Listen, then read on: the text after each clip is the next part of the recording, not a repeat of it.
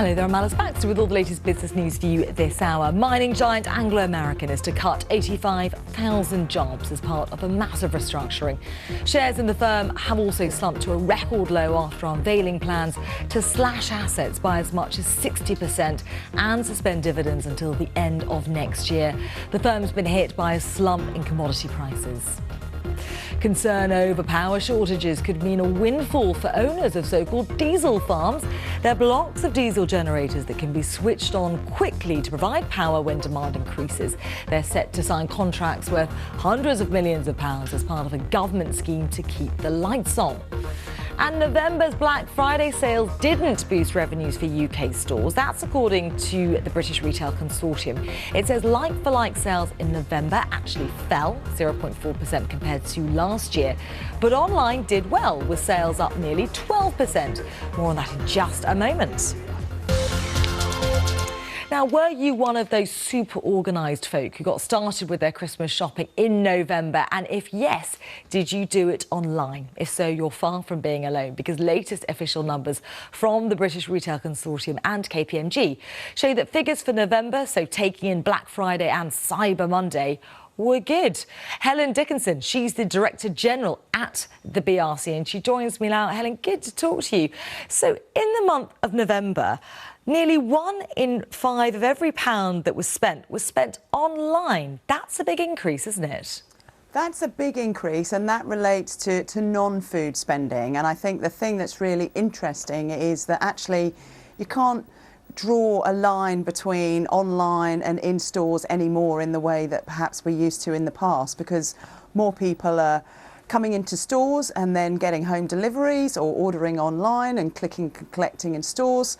So it's a much more blurred picture perhaps than we've seen in the past. But as you say, definitely true. The proportion of people who initiated that spending through digital channels in the lead up and around Black Friday was higher than it was last year. Because as I was saying earlier, in-store traditional shopping, that number for November actually down slightly from the year below, falling 0.4%. So as you say, we're choosing to be more omni-channel in our shopping habits, aren't we? Just explain what that term means. That term really highlights the fact that we're much more agnostic about these different ways that we shop, and that any individual shopping journey might cross into different touch points, whether it's on our phones, from our PCs, or actually in stores. And the other reason actually that the numbers are slightly down on perhaps what might have been expected is because last year the trading around Black Friday was really concentrated all on the day, whereas this year it was spread over a longer period. A lot of retailers learned some lessons during the course of last year. It was sort of far too intense in stores and really quite difficult to manage. And so a lot of the promotional activity has spread into the following week. And interesting what we're spending online. Our money's going on household appliances, health and beauty. That also scored very well. Helen Dickinson, many thanks for joining me, Director General there of the British Retail Consortium. Now, as part of his negotiations with the EU, David Cameron has proposed plans to curb benefits for EU migrants. But today, Sir Stephen Nicol of the OBR didn't seem convinced about the impact that this would have on migration when answering questions from Mark Garnier, an MP on the Treasury Select Committee. Changing the benefit rules for EU migration so that they become more difficult to obtain. You're asking me what impact that's likely to have. In your opinion, yeah. In my opinion. Well, in my opinion, not much.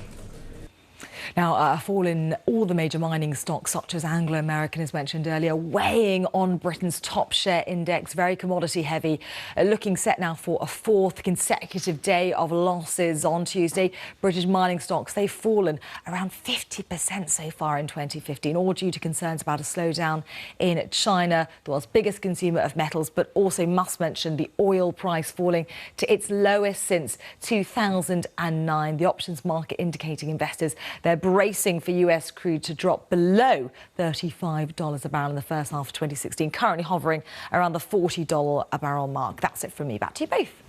Thanks, Alice. See you in the next hour. Thank you. Now let's find out what's in store for those already suffering. There could be some bad news. Louise Leah has the latest weather forecast. Louise. Hi there. Well, today has been a little quieter across the country. We had a band of rain this morning clearing away from the southeast corner, a peppering of shower cloud out to the north and west, but also some sunny spells to be found.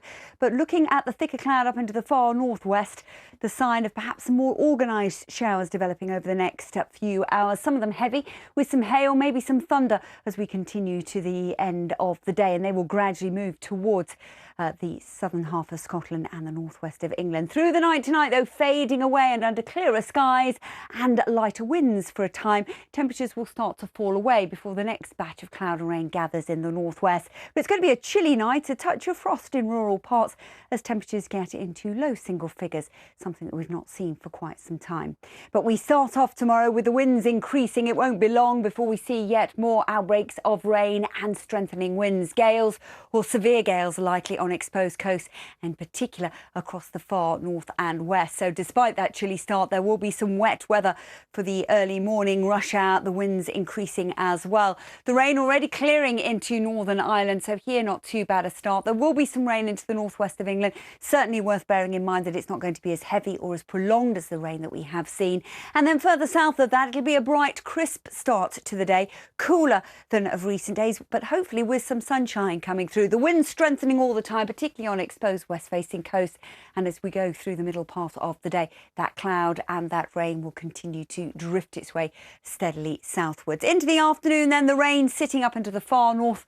Further south, we keep some sunny spells and temperatures just peaking into double figures. But we'll see more wet weather slowly moving its way across the country, out of Scotland into northern England and Wales through the course of Wednesday. That means to the north on Thursday, behind it somewhat cooler, showery conditions, but largely fine and bright.